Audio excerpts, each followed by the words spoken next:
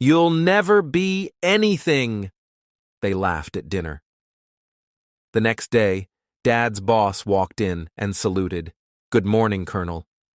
Their forks dropped when, before we continue, please write in the comments where you're watching this video from. Enjoy the story. The small dining room of the Harper household buzzed with laughter and clinking cutlery. It was a typical Friday night dinner, the kind where the family gathered to unwind after a long week. At the head of the table sat Diane Harper, a quiet woman in her late 40s, with calloused hands and a weary smile. She worked the night shift as a janitor at Grayson Enterprises, a sprawling corporate office that loomed over the town like a monolith. Across from her were her husband, Ellen, and their two children, 16-year-old Mia and 12-year-old Ethan. The air smelled of roasted chicken and mashed potatoes, a rare treat thanks to Ellen's overtime at the bakery. But tonight, the mood was lighter than usual. Mia had just finished recounting a story from school about her history teacher tripping over a chair, and Ethan couldn't stop giggling. Diane chuckled along, though her mind was elsewhere, on the exhaustion in her bones and the sting of the day before. During a rare family dinner at a local diner, a group of her co-workers had joined them. What started as friendly banter turned sour when one of them, a loudmouth named Rick, leaned back in his chair and smirked. "You'll never be anything, Diane," Rick had said, his voice dripping with mockery. The table erupted in laughter, forks pausing mid-air as the others joined in. Ellen's face flushed with embarrassment, and Mia glared daggers at the group. Diane forced a smile, muttering something about needing to use the restroom, and slipped away. The humiliation burned in her chest, a quiet fire she couldn't extinguish. Back at the dinner table now, Ellen noticed her distant look. "You okay, love?" he asked softly, reaching for her hand. Diane nodded, forcing a grin. "Just tired. Long night ahead." Mia rolled her eyes. "Mom, you work too hard. When are you going to get a real promotion?" The words hit harder than she intended. Diane's janitorial job was steady, but it offered little room for advancement. Grayson Enterprises was a place where the suits on the top floor lived in a different world, one where janitors like her were invisible. She opened her mouth to respond, but the doorbell rang, cutting her off. Ethan bolted from his chair, curious as always. "Who's that?" Ellen called after him. Ethan peeked through the window and gasped, "It's Mr. Grayson, Mom's boss!" The room fell silent. Diane's fork clattered to her plate. Mr. Grayson, the CEO of Grayson Enterprises, was a legend in their small town. A man rarely seen outside his office tower, let alone at someone's doorstep. Diane wiped her hands on her napkin, her heart pounding. What could the CEO want with a janitor? She stood, smoothing her worn shirt, and opened the door. There stood Leonard Grayson, a tall man with silver hair and a tailored suit, his presence commanding despite the late hour. Behind him was a sleek black car idling in the driveway. Grayson's sharp eyes softened as he looked at Diane. "Good evening, Harper," Grayson said, his voice firm but warm. "May I come in?" Diane stammered, stepping aside. Yes, sir. Of course." Grayson entered, nodding politely to Ellen and the kids, who stared wide-eyed. He carried a briefcase, which he set on the table with a soft thud. The family gathered around, tension thick in the air. Diane's mind raced. Was this about a mistake at work? Had she missed a spill or broken something valuable? "I'll get straight to the point," Grayson began, unclipping the briefcase. "I've been watching you, Harper." For months, Diane blinked. "Sir?" Grayson pulled out a stack of papers, laying them on the table. Every night after your shift, you stay late. You organize the supply closet, fix minor electrical issues, even help the night security team with their reports. You think no one notices, but I do. My assistant's been keeping tabs. Ellen squeezed Diane's hand, his eyes wide. Mia whispered, "Mom, what's he talking about?" Grayson continued, "I started Grayson Enterprises from nothing, Harper. I know hard work when I see it, but what impressed me most was your idea. That proposal you left in the break room about improving efficiency in the cleaning staff rota. It was brilliant." Diane's face flushed. Months ago, frustrated by the chaotic scheduling, she'd scribbled a plan on a napkin during a break. She'd left it on the table, never expecting anyone to care. "That was just a thought," she mumbled. "A thought that could save the company thousands," Grayson said. "I want you to take a new role, assistant manager of operations. With training, you could go further, maybe even CEO one day." The room spun. Forks dropped to plates with a clatter. Mia's mouth fell open, Ethan let out a whoop, and Ellen's eyes glistened with tears. Diane stared at Grayson, unable to process the words. The woman who'd been laughed at just yesterday was now being offered a future. "There's a catch," Grayson added, his tone serious. "You start Monday, and you'll face resistance. People like Rick won't take kindly to a janitor climbing the ladder. Are you ready for that?" Diane swallowed hard, glancing at her family. Their proud smiles gave her strength. "Yes, sir," she said, her voice steady. "I'm ready." Grayson smiled, extending a hand. "Good. Then welcome aboard, Colonel." The nickname, a playful nod to Diane's newfound authority, broke the tension. Laughter filled the room, but this time it was different, full of hope. Little did they know, the real challenge was just beginning. Monday morning arrived faster than Diane expected. The weekend had been a blur of celebration. Ellen baked a cake, Mia bragged to her friends, and Ethan kept calling her Colonel with a mock salute. But as Diane stood in front of the mirror, adjusting the tie Ellen had bought her, the weight of the challenge settled in. She wasn't just a janitor anymore. Today she'd walk into Grayson Enterprises as the assistant manager of operations. The thought made her stomach churn. She arrived at the office an hour early, her new badge gleaming in her hand. The lobby, usually a place she swept and mopped, now felt foreign. Employees in sharp suits bustled past, their chatter a dull roar. Diane took a deep breath and headed to the operations department on the 5th floor. Grayson had arranged a small office for her, a modest space with a desk, a computer, and a window overlooking the parking lot. It wasn't much, but to Diane it felt like a palace. Her first task was a meeting with the operations team, a group of 10 staff members who managed logistics, maintenance, and scheduling for the company's facilities. Diane had spent the weekend studying the employee handbook, determined to prove she belonged. But as she stepped into the conference room, the air shifted. Faces turned to her, some curious, others openly hostile. At the far end of the table sat Rick, the co-worker who'd mocked her at the diner. Rick's smirk was unmistakable. "Morning, everyone," Diane said, her voice steadier than she felt. "I'm Diane Harper, your new assistant manager. Mr. Grayson asked me to—" "Hold up," Rick interrupted, leaning back in his chair. "You're the janitor, right? What's this? Some kind of joke?" The room tittered with nervous laughter. A woman named Claire, one of the schedulers, raised an eyebrow. "No offense, but what do you know about operations?" Diane's grip tightened on her notepad.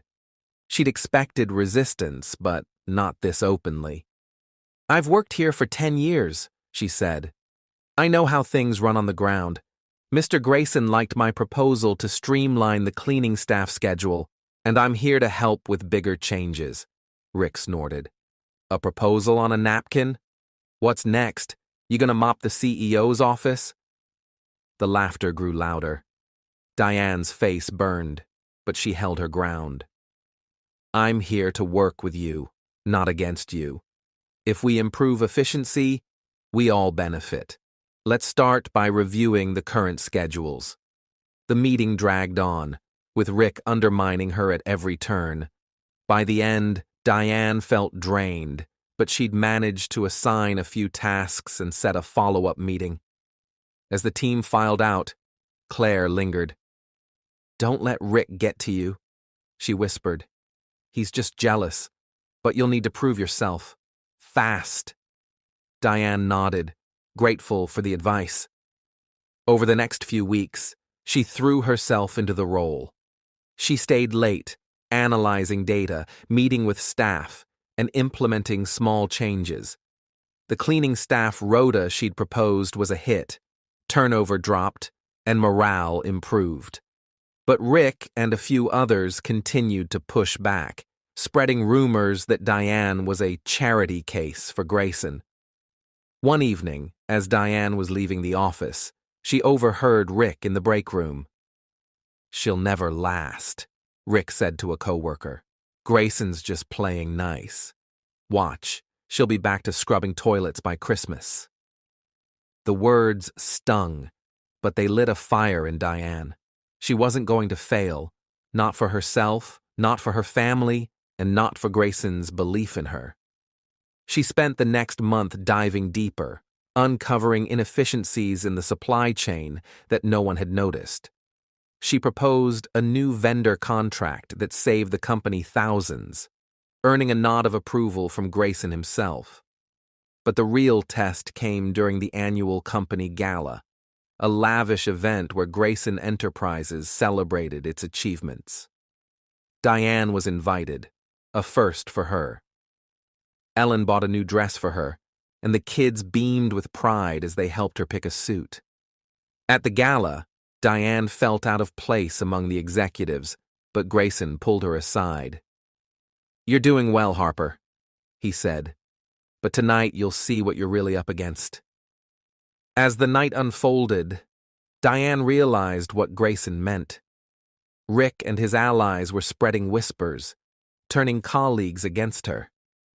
The tension built until the moment Grayson took the stage to announce the company's new direction and Diane's role in it. The gala hall glittered with chandeliers and champagne flutes, the air thick with the scent of perfume and ambition. Diane stood near the back, her hands clasped tightly in front of her, feeling the weight of 100 eyes. Ellen squeezed her arm, his smile a quiet reassurance. Mia and Ethan, dressed in their Sunday best, whispered excitedly to each other, marveling at the grandeur of Grayson Enterprises' annual event. But Diane's focus was on the stage, where Leonard Grayson was about to speak. The CEO stepped up to the podium, his presence commanding silence from the room. "Good evening, everyone," Grayson began, his voice resonating through the hall. "Tonight, we celebrate another year of growth and innovation at Grayson Enterprises. But more than that, we celebrate the people who make this company what it is." Diane's heart pounded. She'd heard whispers all night, some supportive, others venomous. Rick and his clique had been working the room, planting seeds of doubt about Diane's new role. "She's a janitor," Diane overheard one executive mutter to another. "What does she know about running operations?" The words echoed the laughter from that humiliating dinner at the diner, and Diane felt the familiar sting of shame. Grayson continued, "This year, we've seen remarkable progress in our operations department, thanks to a woman who embodies the values of hard work and ingenuity. Many of you know her as a janitor. I know her as a leader. Please join me in recognizing our new assistant manager of operations, Diane Harper." The room erupted in a mix of applause and murmurs. Diane stepped forward, her legs unsteady, and joined Grayson on stage. The spotlight felt like 1,000 suns, and she could see Rick's sneer from the crowd. Grayson handed her the microphone, and Diane froze. She hadn't prepared a speech. She hadn't even known she'd be speaking. Thank you, Mr. Grayson," Diane stammered, her voice cracking. A few snickers rippled through the audience. She glanced at Ellen, who nodded encouragingly, and then at her kids, whose wide-eyed pride gave her strength. I never thought I'd be standing here. I've worked the night shift for 10 years, cleaning floors, fixing things, doing what I could to keep this place running. I didn't do it for recognition. I did it because I care about this company." The murmurs quieted. Diane's voice grew steadier. "When Mr. Grayson gave me this chance, I knew it wouldn't be easy.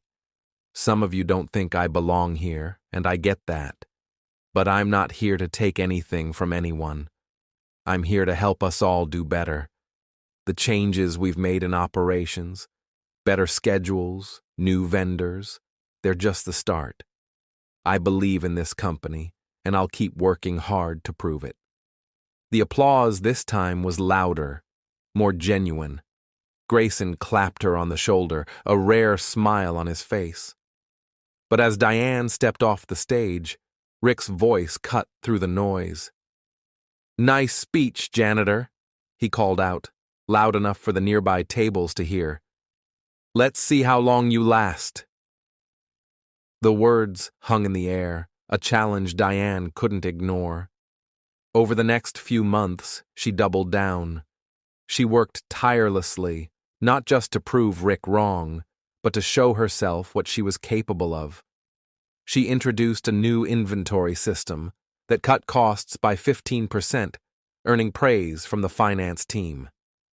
She mediated disputes between staff, her quiet fairness winning over even the skeptics. Slowly, the whispers of Janitor turned to murmurs of leader. But Rick wasn't done. One morning, Diane arrived at the office to find her desk covered in cleaning supplies, mops, brooms, a bucket of soapy water.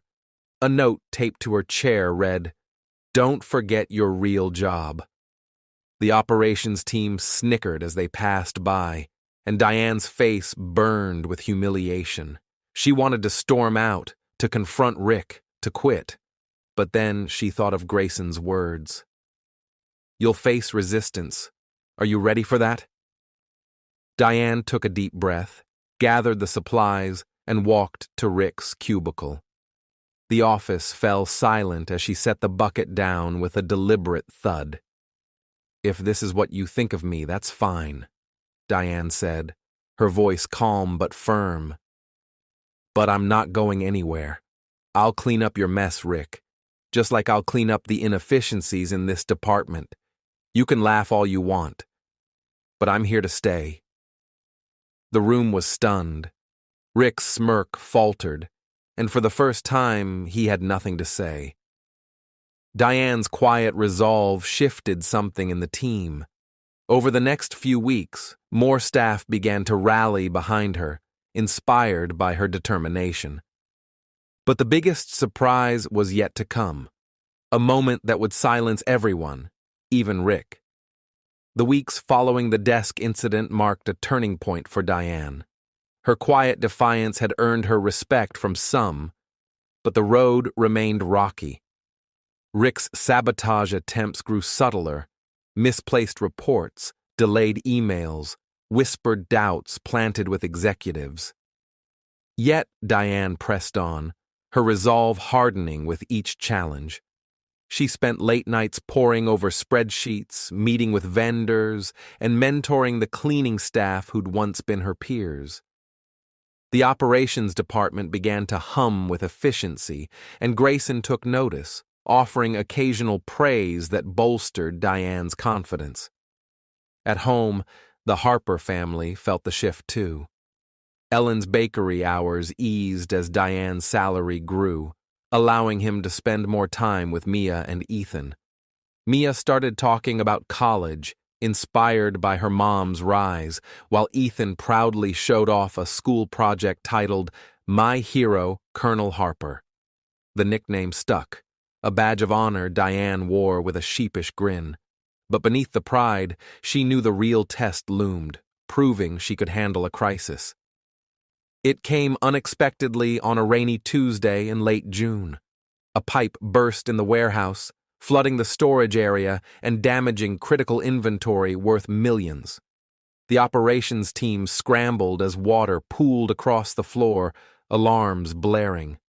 Diane arrived to chaos, staff shouting, executives pacing, and Rick smirking from the sidelines, muttering, "This is your mess now, janitor."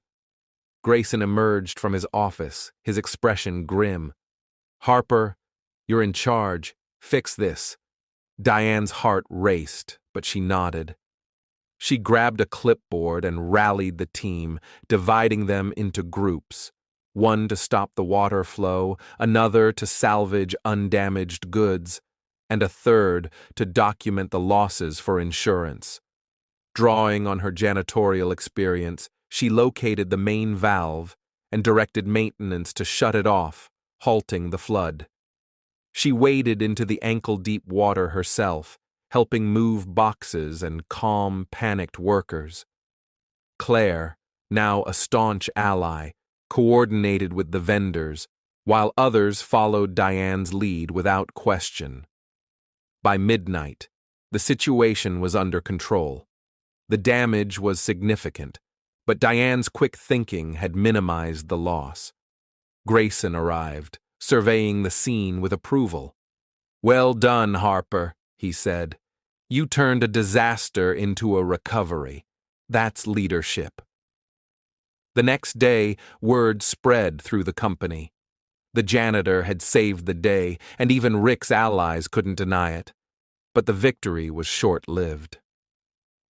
At the emergency board meeting called to address the incident, Rick seized his chance.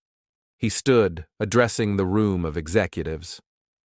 "With all due respect, Mr. Grayson, this flood proves Diane isn't ready.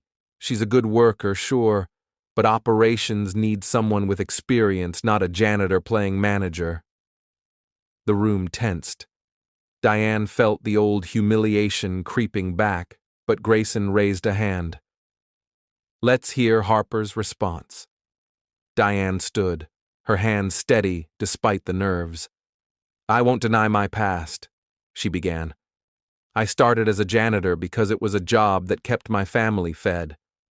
But I've learned this company inside out, its strengths, its weaknesses. Last night wasn't luck. It was knowing how to act because I've been on the ground, not just in an office. If you want someone with experience, look at what I've done, not where I started." The board murmured, impressed by her candor. Grayson smiled faintly. "The decision stands. Harper stays. But Rick, you'll assist her on the next project, to ensure we're aligned." Rick's face darkened, but he nodded, forced into submission. The meeting adjourned, and Diane felt a surge of triumph. Yet, she knew Rick wouldn't give up so easily. The real showdown was brewing, one that would test Diane's leadership to its limits. The loss of the major client hung over Grayson Enterprises like a storm cloud. The client, a global tech firm, had been a cornerstone of the company's revenue, and their sudden departure sent shockwaves through the boardroom. Diane sat in her office, staring at the email from the client's CEO, which cited unreliable coordination as the reason for the split.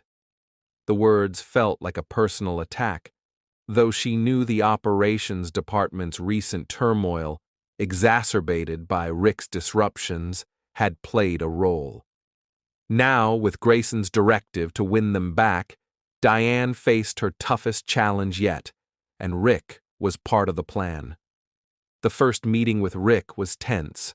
They sat across from each other in a small conference room, the air thick with unspoken resentment. Diane laid out the strategy, a proposal to overhaul communication protocols, a site visit to the client's headquarters, and a personal pitch to rebuild trust. Rick leaned back, arms crossed. You really think they'll listen to us? Especially you? I think they'll listen if we show results, Diane replied evenly. You know the logistics side better than anyone. Help me make this work, and we both look good.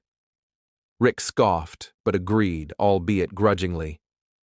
Over the next few days, they worked together, an uneasy alliance forming. Diane's meticulous planning paired with Rick's technical expertise began to shape a solid plan. They drafted a new system for real-time updates, addressing the client's complaints, and scheduled a visit for the following week. Diane briefed the team, including Claire, who offered to join the pitch, sensing the stakes. The day of the visit arrived, and Diane felt the pressure mounting.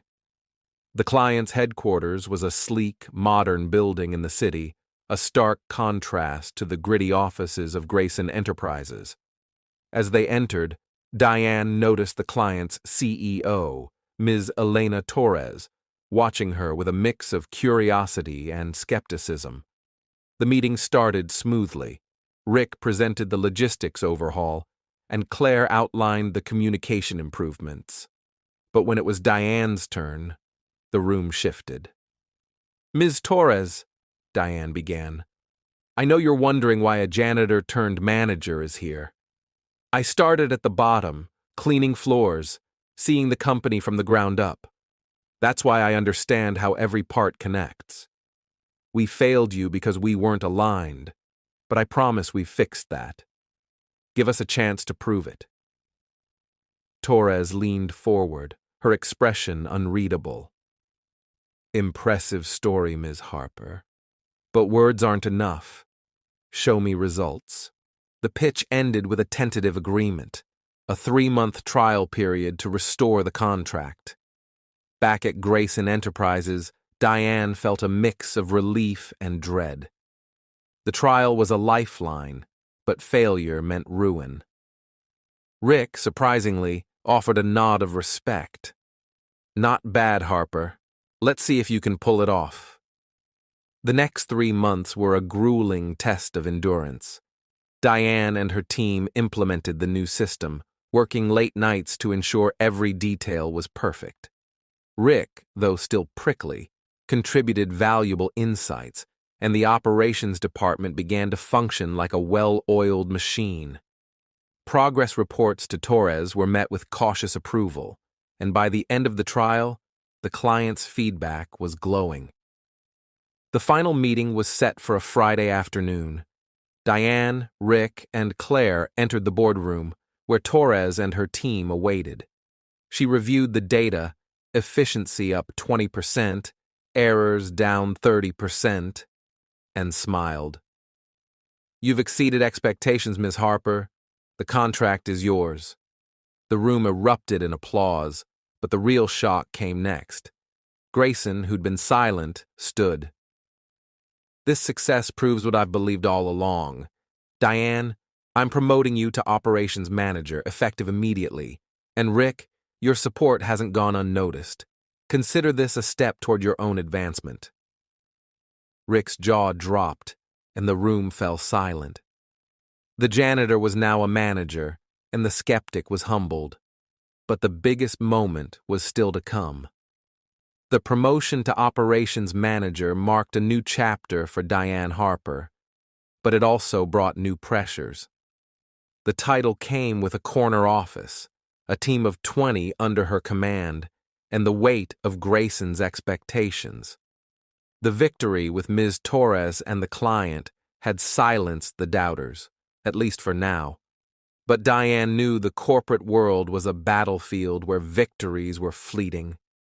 Rick, though chastened by his own recognition, remained a wild card, and the board's eyes were on Diane to see if she could sustain her rise.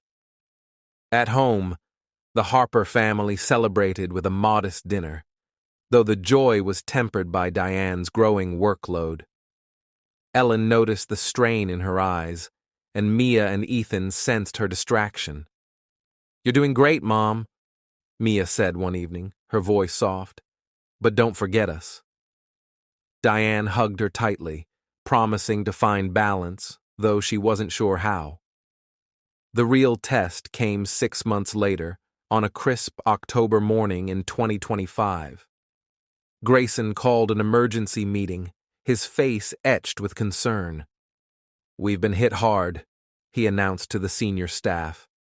"A competitor has launched a hostile takeover bid. They're targeting our weaknesses, operations included. Diane, this is your moment. I need a plan to prove we're stronger than they think." The room buzzed with tension. Diane's mind raced as she reviewed the data: production delays, outdated tech, and a morale dip from overwork. She saw an opportunity to turn the crisis into a showcase of her leadership. Over the next week, she rallied her team, including Rick, who surprised everyone by stepping up with innovative, cost-saving ideas. Diane proposed a company-wide overhaul, upgrading equipment, streamlining processes, and launching a morale-boosting initiative. Grayson approved the plan, but with a caveat. Diane would present it to the board and the rival company's representatives in a high-stakes meeting. The day arrived, and the boardroom was packed. Executives from both companies filled the space, their gazes piercing. Diane stood at the head of the table, flanked by Rick and Claire, her notes in hand. The rival CEO, a stern woman named Margaret Holt, leaned back with a smirk. "Let's see what the janitor has to offer," she said, her tone dripping with condescension. Diane took a deep breath, ignoring the jab. She began with a stark admission. "I started as a janitor here. I know this company's flaws because I live them, but I also know its strengths, its people, its potential. Today, I'm presenting a plan to make Grayson Enterprises unstoppable." She walked through the proposal: new tech investments, a 25% efficiency boost, and a staff incentive program. Graphs and projections backed her words, but it was her passion that held the room. Rick chimed in with technical details, earning nods from the engineers, while Claire highlighted the morale gains, swaying the HR reps. As Diane concluded, she locked eyes with Holt. "You can try to take us over, but you'll be buying a company that's just getting started. We're not weak. We're resilient." Silence fell. Holt's smirk faded. Grayson stood, his voice steady. "Thank you, Diane. I propose we vote. All in favor of adopting this plan and rejecting the takeover." Hands rose one by one, first her team, then the board, even a reluctant Holt's proxy. The motion passed unanimously. The room erupted in applause, but the true silence came when Holt stood, extending a hand. "Well played, Harper. We'll withdraw the bid." As she left, Rick approached Diane, his expression unreadable. "Didn't think you had it in you," he admitted. "Guess I was wrong." The words were a peace offering, and Diane accepted it with a nod. That night, Grayson called Diane to his office. "You've proven yourself beyond measure," he said. "I'm stepping down next year. I want you to take my place as CEO."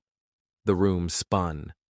Diane thought of the diner laughter, the desk prank, the flood, the client win, all the moments that had built her. I'd be honored, sir," she managed. The next morning, Grayson announced the transition plan at an all-hands meeting. As Diane took the stage, the room, once filled with skeptics, rose in a standing ovation. Forks didn't drop this time. They stayed still, held by people who now saw not a janitor, but a leader. The journey from ridicule to reverence was complete, and the silence that followed was the loudest